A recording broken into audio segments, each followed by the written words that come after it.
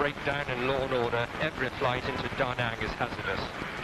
The crew do not know what to expect on the ground, the South Vietnamese army being unable to control its own troops. This is the last day of evacuation flights. Flight 601 arrives at midday to pick up at least 200 refugees. But the desperate people on the ground have other ideas. They all want to go. This has become the everyday scene in South Vietnam.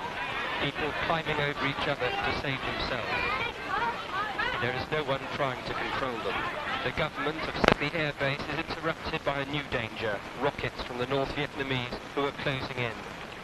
Right in Da Nang, the Americans decide to close the consulate and evacuate what used to be one of their biggest bases in the Vietnam War. They fear the people. 7 in the morning, we are ordered to the dockside in small groups.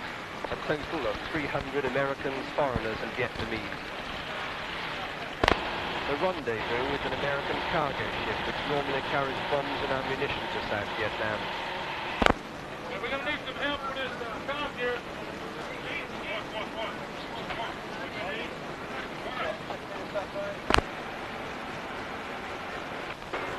The Americans decide our ship is to pick up 7,000 refugees, some of the 600,000 who've gathered in Da Nang.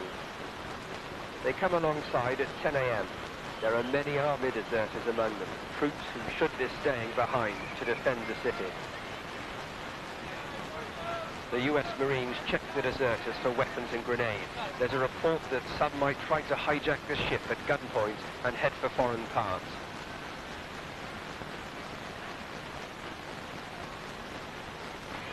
Seeing this evacuation, other refugee vessels try to maneuver close.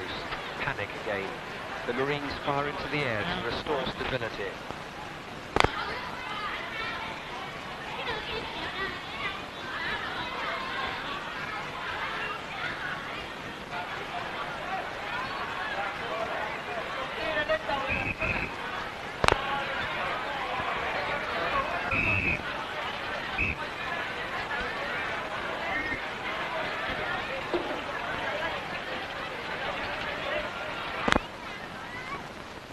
It's providential for the refugees that the Save the Children team is being evacuated too.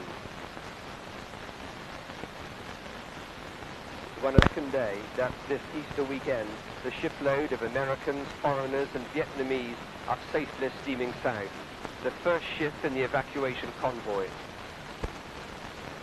After 1.5 days, we reach our destination, Cam Ranh Bay. It's a sandy, arid spot, not the sort of place to begin a new life.